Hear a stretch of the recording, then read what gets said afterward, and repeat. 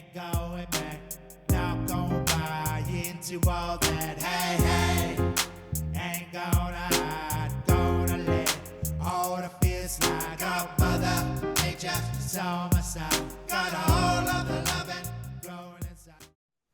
Hello, everyone. Welcome again to the New Now. I am delighted to have Eddie Cornell here with us today.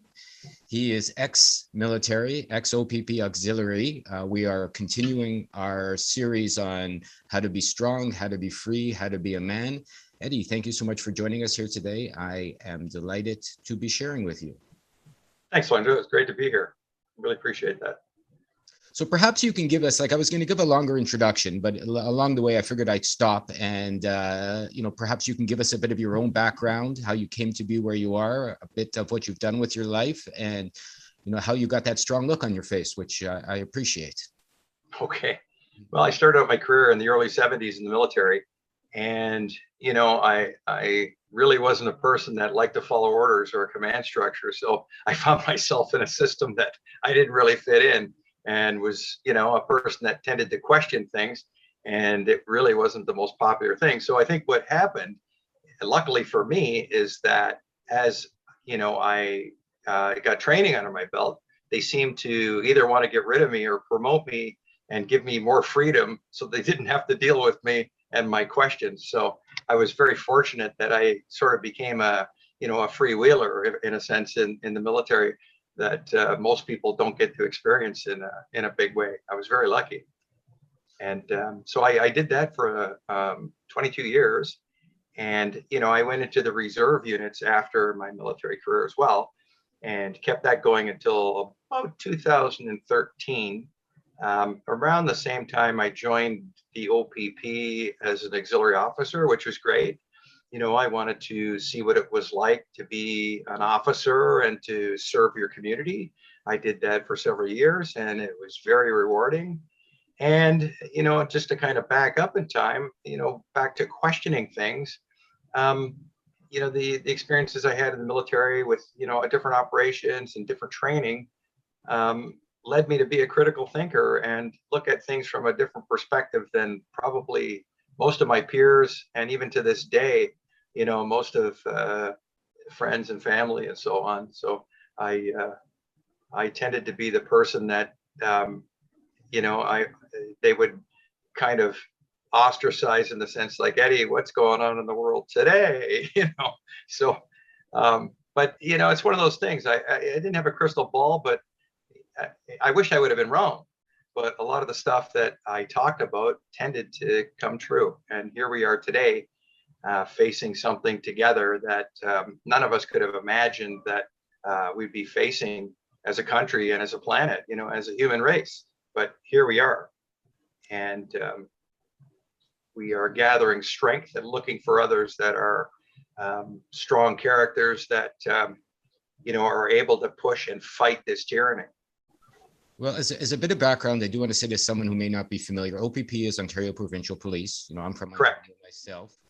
And I think, in some ways, before we get on the fact that I met Eddie, there was an organization called Freedom Rising, which is a bunch of organizations coming together in Canada to, as he said, fight the tyranny, do what they can, stand up, and at the very least expose the nonsense that's going on so people can perhaps, I would like to say, make some happy, free, healthy choices for themselves.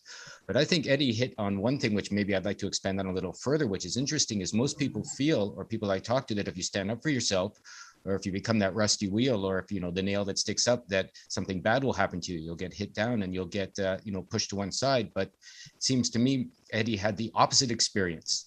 As he said, the more he stood up for himself, the more he went against the rules, the more he questioned authority, the more he was promoted, right? The higher he became, the more freedom, you could say, that was, he gathered in his life simply by choosing to do so. What do you think about that? Like, how would you like to share, that obviously the military is a very structured, you could say, organization, and yet by standing up for yourself, you rose further along. How did that? That's very true. Yeah, it's, like I say, it was either, that they didn't know how to deal with me, or actually promote me because they put me in a position where I could be possibly more effective. And it worked really well. I mean, I got to, I was a member of the military, and, I was in a combat arms trade. I was a gunner, and, I was able to look from within and also from, on the peripheral of how the military works. And, having, that type of freedom to move about within a very structured system is a pretty unique experience, really. They tended to put me in things where I worked alone or with a small group of people. They knew I was different in a sense that, I didn't kind of go along with the other part of the herd in the military, and I was able to, think for myself and motivate myself and be left alone and get a job done. And just one experience, they sent me to England very early in my career, and I was, not really that high in rank, but they gave me a position where I was to coordinate a very large exercise with a NATO training thing that we had going with about, I guess, 20,000 troops. And I was a representative for the Canadian contingent portion of it. And it was me that arranged everything right down to, the accommodation, the vehicles, the all the equipment and the bullets and everything that we need. And I didn't really have to answer to anyone, which is kind of unique. So that led me to where I am today. I tend to walk my own path. I really can see through the chaff, I guess, that, they tend to throw to distract us all. And I think right now we're in a very precarious time, and people know something big is going down, but they just can't put their finger on what they should do or what's going to happen. And that's what everyone is going through. And that's the type of answers people are looking for. What's going to happen? Where are we going? And where will we end up when this is, sort of finished? And there's a few scenarios that could play out. So you find that most people now tend to be, well, if you're listening to the media, they tend to want to make it seem that most of the people go along with the narrative that, the mainstream or the government is saying. I don't think that's entirely true. Where I find myself now is, if you've been through this for the past 18 months and you haven't seen what's going on and you haven't woken up, I don't really want to deal with you. You're done. You're a sheep. I'm not wasting my time on you. I'm looking for other lions to fight this tyranny. And, I guess the best way to explain it would be, our government acts as the hyenas and they're encircling us. The sheep are very vulnerable right now, but the lions have to find each other and fight as a unified strength. And I don't mean necessarily physically fighting, but I mean a fight in an ideology sense and unify. I think that's our best hope going forward. How would you say, I'm looking at this, like what makes you, you're saying you're not so much different maybe from men as the media would like us to believe, that, everyone's just kind of following along and listening. But obviously, you decided to join the military. You took a path that not everybody follows, and you decided to stand up for yourself. Like, what led you to the military, let's say, in your background? And also, perhaps, what would you say are some of your personal characteristics, since we're talking about how to be real men, how to stand up for yourself, that you've developed and others can maybe emulate, allowing them perhaps as well to become lions, or to remember they're already lions?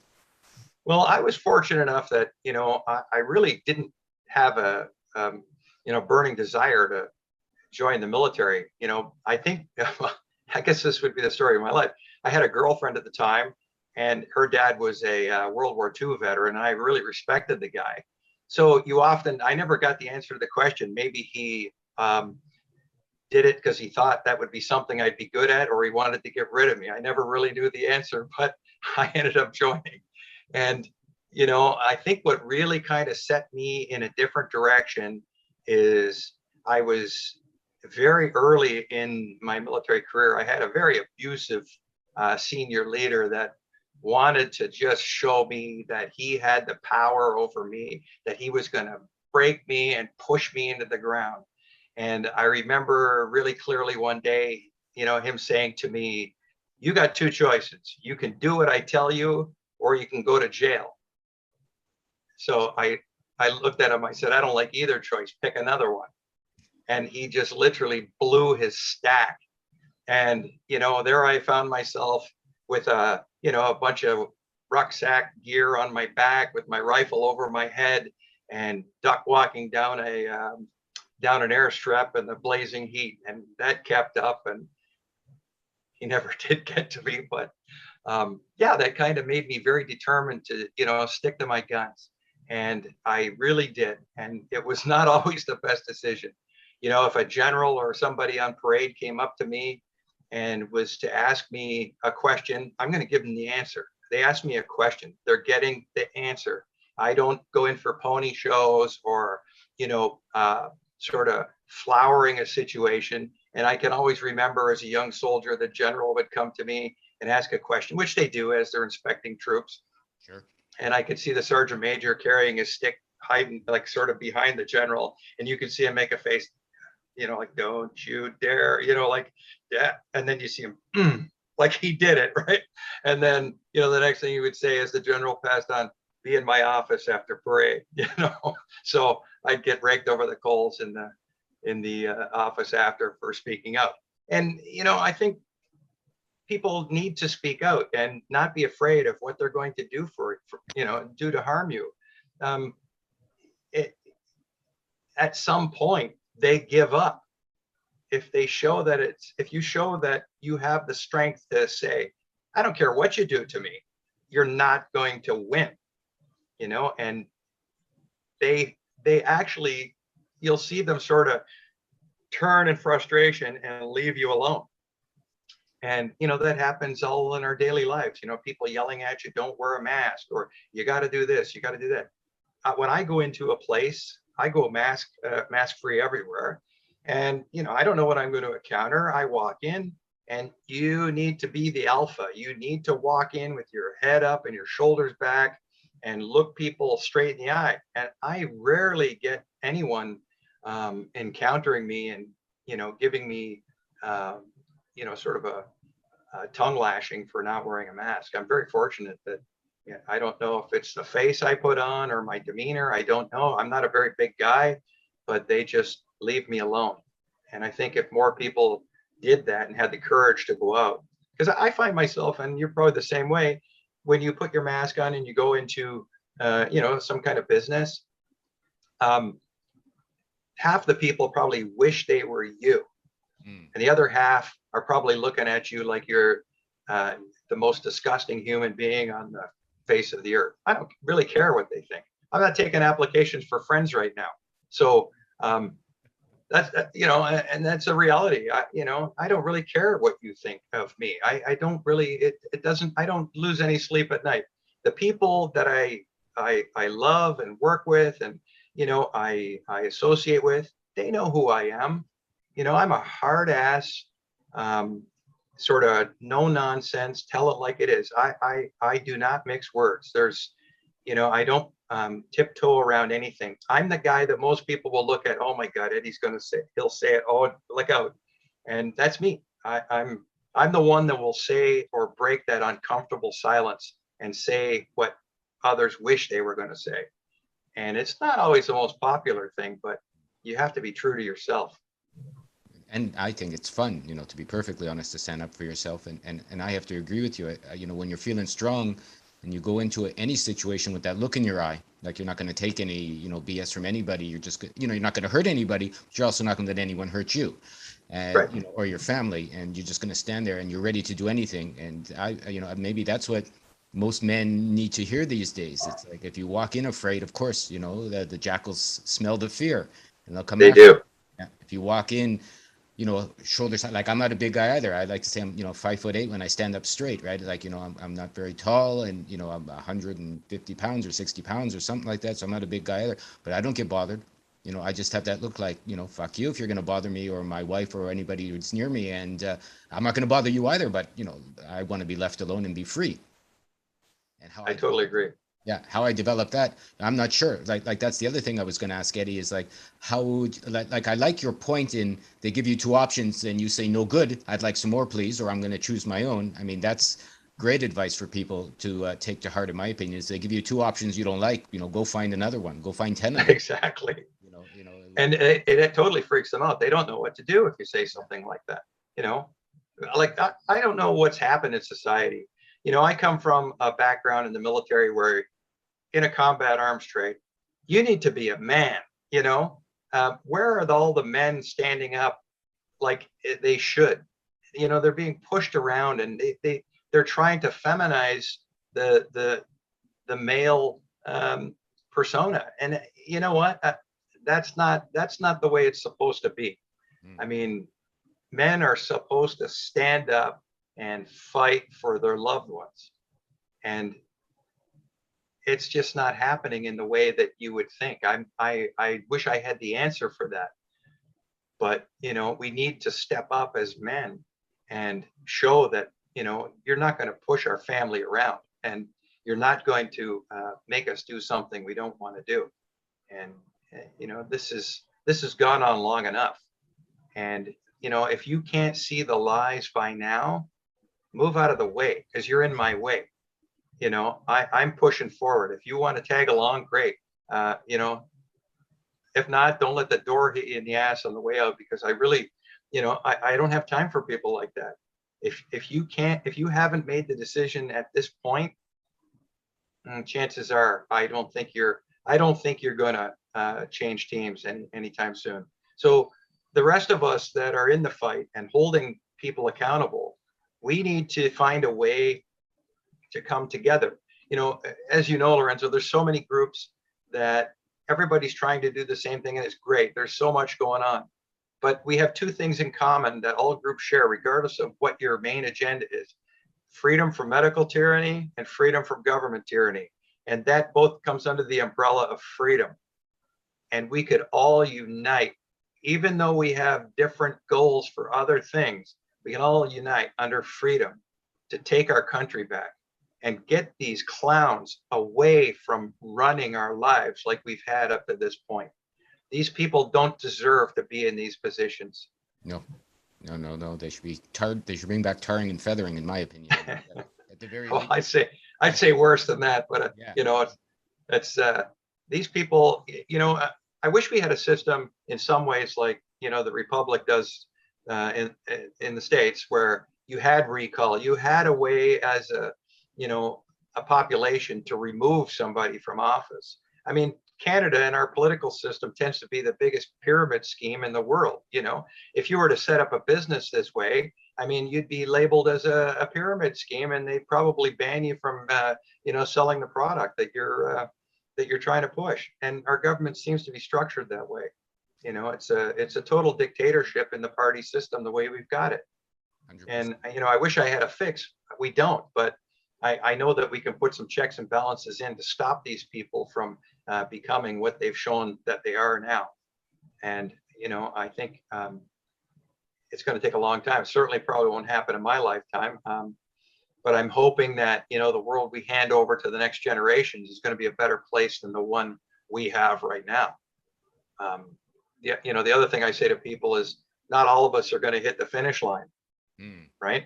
We may not, but there will be people that will hit the finish line, and we got to make sure that they know the sacrifice we make to get to the point where that freedom's restored in our country.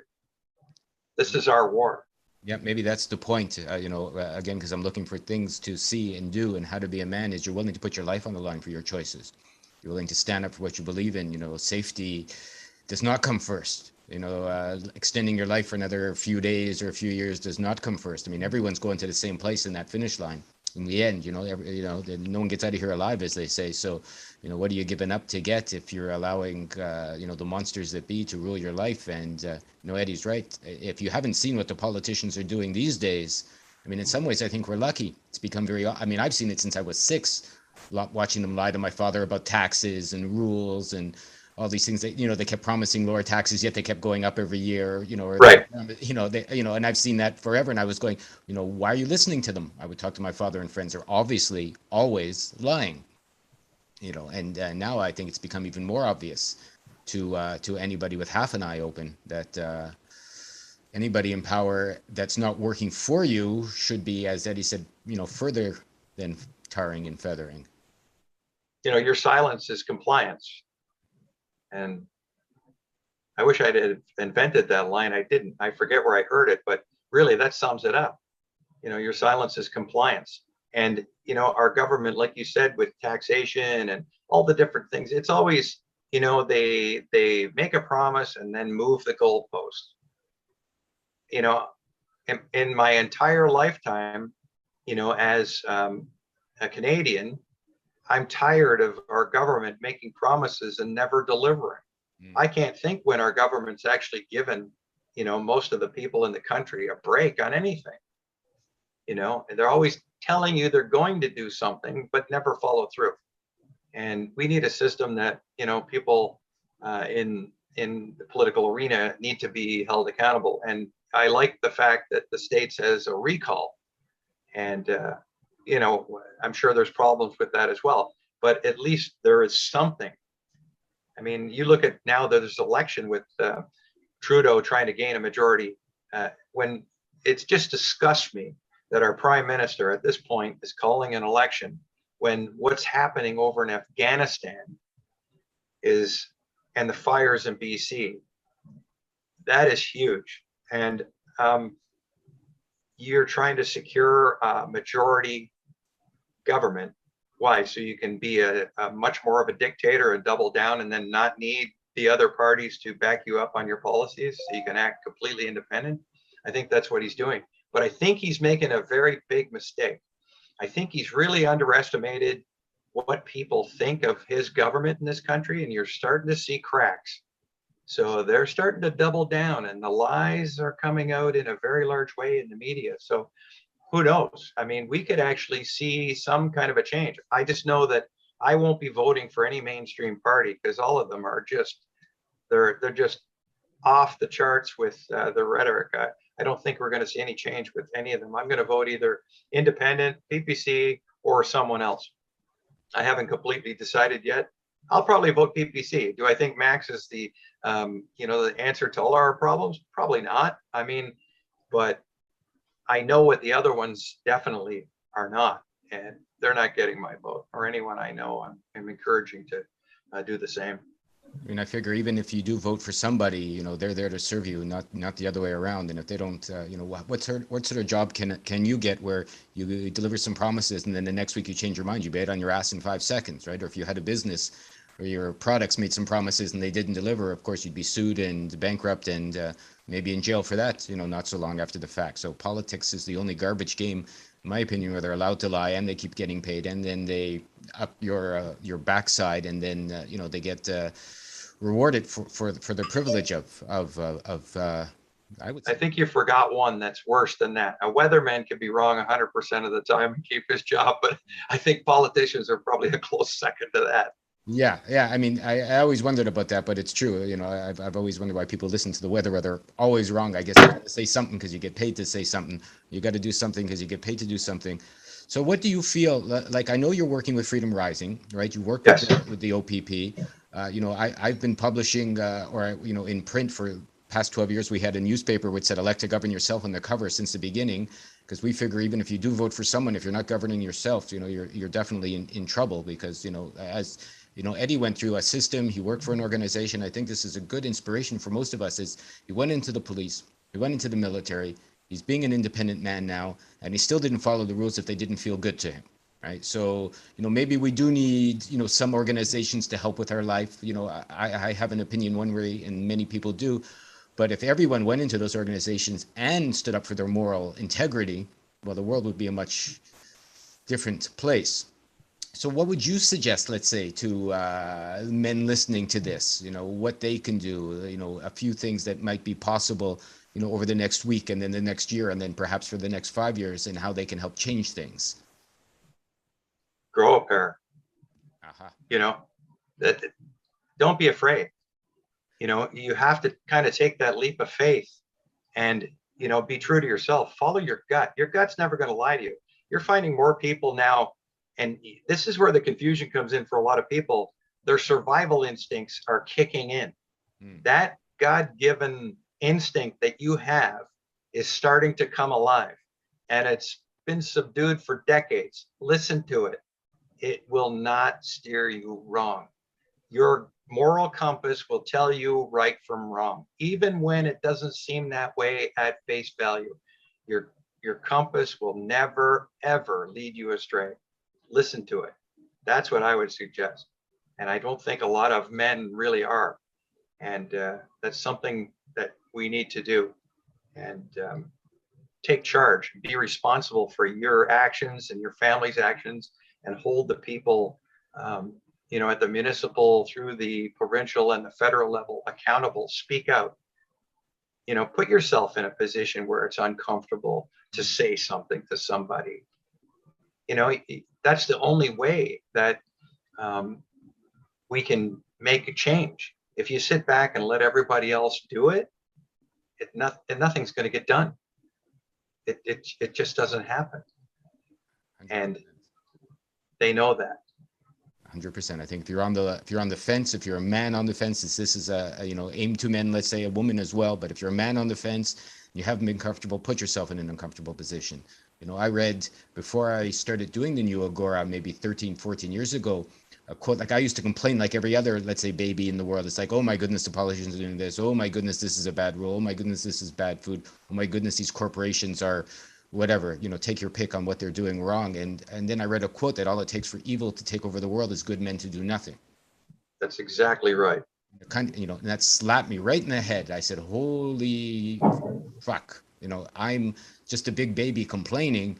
And so I deserve what I'm getting if I don't actually stand up and do something for myself, for my family, for my country, for my life, you know, for my wife, etc.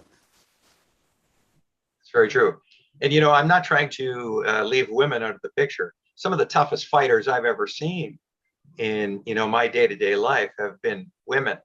The tenacity that a lot of women show. I mean, a lot of men could learn a lot from some of these women that are standing up and fighting. I mean, they are making a difference. I don't know why a lot of men just sit back and do nothing when their wives are out fighting, you know, and standing up to this, you know, this tyranny that they're imposing right across the world, and especially in our own country, in our own communities. It's shocking. I encourage the women to fight too, because we need to be shoulder to shoulder. You know, we can disagree later with other things that aren't as important, but like I learned in the military, you can have a punch out with somebody downtown having a beer after hours, but when the rubber hits the road with your brothers in arms, you stand shoulder to shoulder regardless of your petty differences. So that's where we need to come together. We will all have differences and we'll all disagree with each other on certain things. But as a nation, as a community, we need to stand shoulder to shoulder with each other and not let our governments and our media divide us and pit us against each other. Because when we figure out that we can stand shoulder to shoulder with each other, they won't be able to stop us. And they will go into complete panic mode. And I'm hoping that day comes. And I hope it's sooner than later. I have a real belief that we as Canadians can do that. Well, perhaps the one thing I'll disagree with you with in everything you've said is that we won't see it in our lifetimes. I have a strong feeling that we will. I hope you're right. I mean, I'm an older fellow. I'm 64 years old. So, you know, I'm looking at, you know, change. It happens sometimes quickly, sometimes slow. But you know what? My sacrifice, if that's what it takes, and I don't get to see the finish line, so be it. You know, not everybody in war or a battle sees the finish line. So it doesn't mean you're not going to do it. So regardless, I hope it is sooner. I hope you're right, Lorenzo, because I would love to be on the finish line and going, we did it. Yeah. You know, and that's my, you know, biggest hope, that we're going to see this in this country. But what it's going to take is people to start coming together. If they don't, it's not going to change. And they are really, like, I don't know if you saw the cover of the Toronto Star today. I don't know if you get it out there. Yeah. I saw Did it you hear about the cover? just recently, 5 minutes ago. I was looking at it. Yeah. Yeah. And, that's the type of filth that the media that's bought off from our governments are going to be spewing over the next, 20 days or so before the election. And then after the fact, it's going to ramp up even more. So be prepared that, you're going to see a lot of really irritating information, and just try to ignore it and not let it take you off your game and deter you from your objective, which is getting away from this insane tyranny that we've had to live through for 18 months. Like, I'm surprised people put up with that stuff, to be honest. And, even the building is still standing, the Star, after they put out the filth like that, where, especially if you understand what's going on, even the Toronto police, I heard, are standing up for themselves when they say you have to be vaccinated or else. I mean, how right. in heaven's name is anyone allowed to tell you what you have to put in your body? I mean, why anybody thinks it's a good idea for any reason, if they've studied a bit of history, right, and a bit of what people, like my grandfather, and had 12 siblings in World War II, and 11 of them died. It's disgusting what people fought for and stood up for us to be free, and then for the pansies, let's say, to give it away for this illusionary idea that perhaps, that perhaps they don't even promise anything. Perhaps you'll be better off. You're absolutely right. The psychological programming that they're using, I guess the easy way to sum it up is that they're using neuro-linguistic techniques. And what that is they use phrases and words that make you believe it's one thing, but it's actually another. And they're very successful at, planting that information, because your mind will actually think, like, for example, here in Ontario, we have the Reopening Act of Ontario. Well, it's not about opening at all. It's how they are keeping you shut down and closed. So that type of thing is rampant throughout, the media and the information that's disseminating online about what's going on. And these are another thing that you can look for is, I'm not a scientist nor a doctor, but I can smell crap when I read it. And here's the way that they'll sell it to you. If they actually have data, which it's been very short supply for the past 18 months. This is how they sell it. They sell it like, doctors agree, and whatever the answer is, 70% of scientists agree, but they don't show you the data. No. So when they say something to that effect, they have nothing. It reminds me of the commercials when I was a kid on TV. 4 out of 5 dentists say Colgate with fluoride prevents cavities. Well, who were those the 4 dentists? And they didn't show it. So that their spin doctors are working overtime when they're using phrases like that, because they don't have anything. For sure, I would agree that the main thing is to go back to your guts, to go back to your feelings, to stand with some integrity, to grow a pair of balls, turn off the TV. I would say don't read those crazy newspapers. I would also say stand up with people that are trying to do something. How did you get into Freedom Rising? Like how did you find the organization and come towards working with what I'm seeing are an interesting group of people trying to help? They're a very, very interesting group of people. Well, I guess, Vincent Gerses. Vincent actually introduced me to that movement. And, Vince was to give you a little background about how I have a relationship with Vince Gerses, is he was actually my recruiting officer when I joined the OPP. And I remember when I went for my interview, and they have a panel of officers that, ask you questions. And they asked me, have you ever disobeyed an order? And I had to say, yes, I disobeyed an order. And I I told them the story. So I got home with my wife and she said, how'd it go? I said, gee, I don't think I made it. I had to tell them that I would disobeyed some orders. And, well, I found out later that's why they hired me. So That's yeah, a great story. Yeah. so Vince became my training officer, and I've been awake for a long time, so I would kind of have conversations with Vince, and we've worked together for a number of years now, and we didn't look for the freedom movement; it kind of found us, and we sort of, how things go. You don't go out looking, hey, I'm going to be a freedom fighter. It's just you kind of, it comes and finds you. So I guess we kind of ended up, through other things we were doing, being contacted and to actually become part of that group. And I'm very honored to be part of it because, I think it's a great organization, and, a lot of people across the country could benefit from checking out the website and using the information that's provided there. And it's a really good networking and, brainstorming and getting things not only from the idea stage, but putting it actually into action. Because action's where, the rubber hits the road, that we're going to get things done.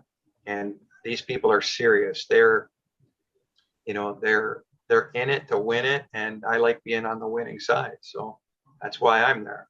I think so. And, in talking with them, I've noticed there's, you want to say there's nothing special about them, although there's something special about them in that they're just everyday people that have looked around and decided, if not me, who, if not now, when it came to understanding that somebody has to do something to stand up, to put their life on the line, to put their reputation on the line, maybe to put their monetary wellness on the line, which a lot of people, I get a little sick of hearing, well, I want to do something, but I got a paycheck to make, or I want to do something. Right. My mortgage is due, and I have no choice. I mean, I kind of had it out with someone that wanted to send some cartoons our way, but don't use my name, because I'm going.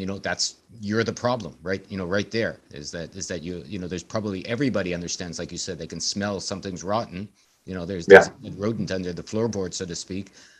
You'd have to be brain dead not to, in my opinion, and yet they're afraid, for one reason or six, for losing something. And as Eddie showed in several examples, from his military career to being hired by the OPP, by being honest, he got ahead, not behind. I'm finding the same thing. You may lose 3 friends, but then you'll gain 3 others, right? You have to be prepared to let the dross, fly away.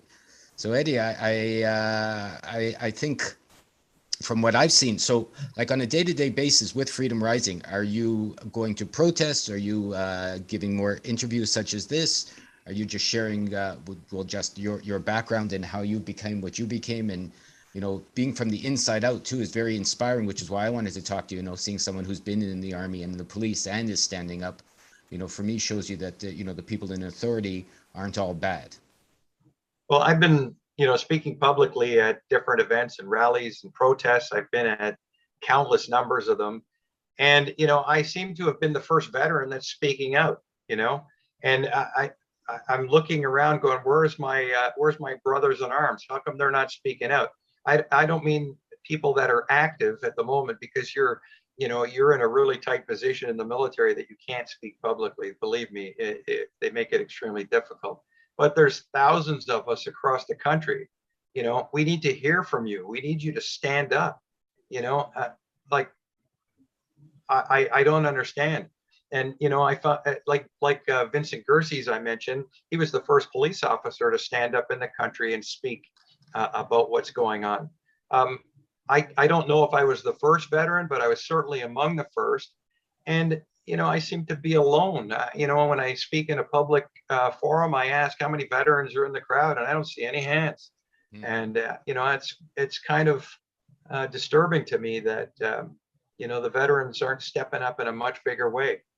Maybe I'm not seeing it. I don't know. Maybe I'm not looking in the right places. But anyway, I do speak out. I go to the rallies. I do podcasts. I work with groups, helping them to prepare, helping them to have a plan, because you should always have a plan A, B, C, and D, you know, and that you've got to be flexible. Don't put all your weight on both feet, you know, and never stand on your heels. You always got to be on your toes.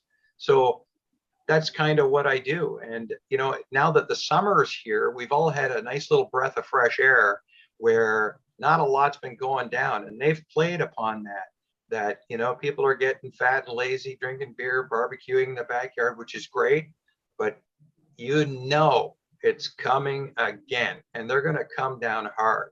So you better be ready, because it's going to get really ugly this time.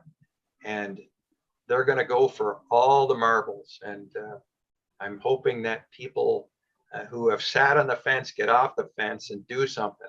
You know, don't be afraid, because when one door closes, another one opens. Just as an example, I went to a meeting 2 nights ago. There was a lady who spoke out in the healthcare field. She was a PSW.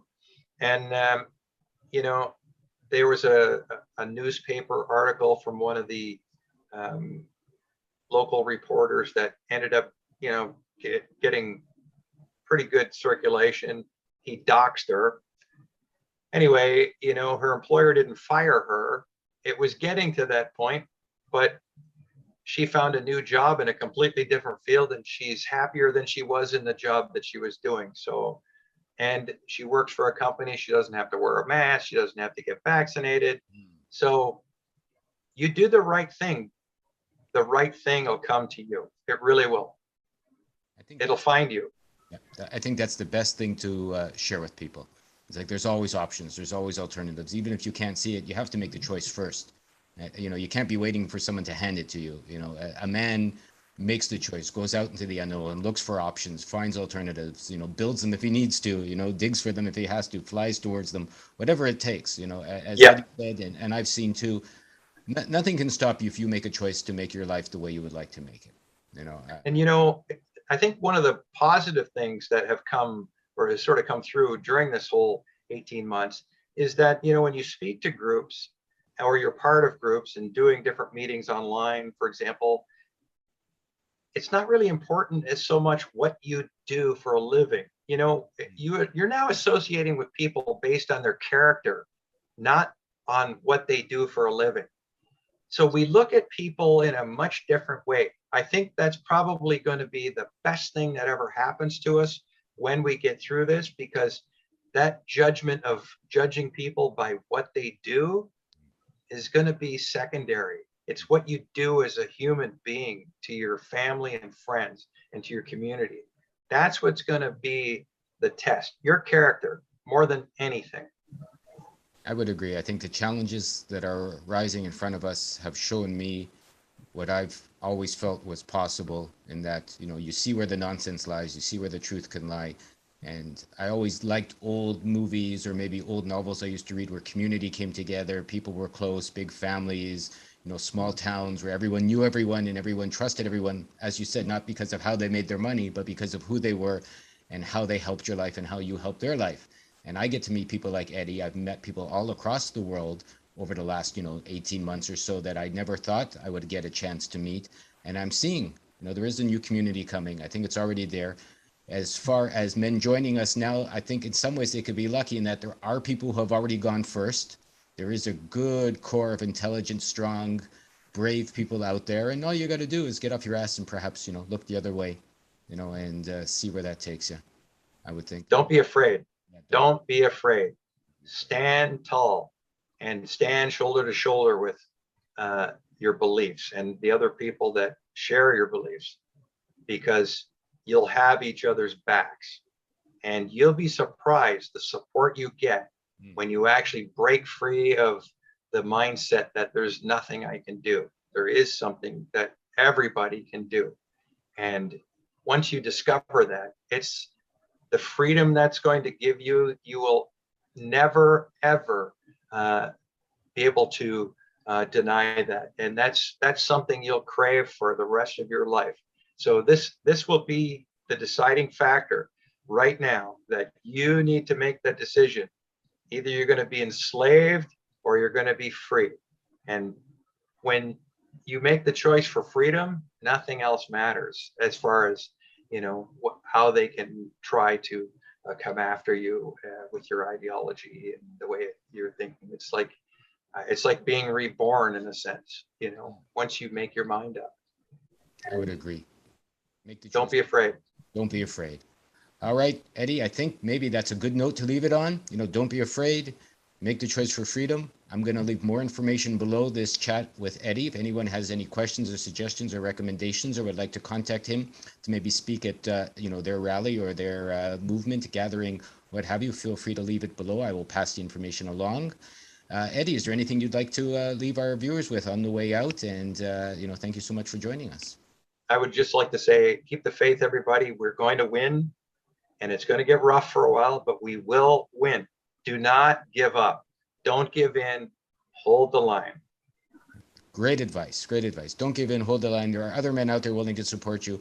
I've always wanted to come and be shoulder to shoulder with other brave guys. For me, watching those movies growing up, the hero movies, it's always what I thought I was missing in my life. I didn't see it in school and I didn't see it in my friends at the time. But perhaps that's what happens in your life. I can't even believe that I get to stand here and be the kind of man that's teaching other men how to be a man. It's been an interesting ride in this life. So Eddie, thank you so much for joining us. I appreciate it. Thank you, Lorenzo. It was a real pleasure. Appreciate it. Thank you for what you're doing. And I hope to chat with you again. Thank you, everyone. Thanks. Take care. Can't make me lie to my heart. No one tells me where I should start. Freedom first is what I say.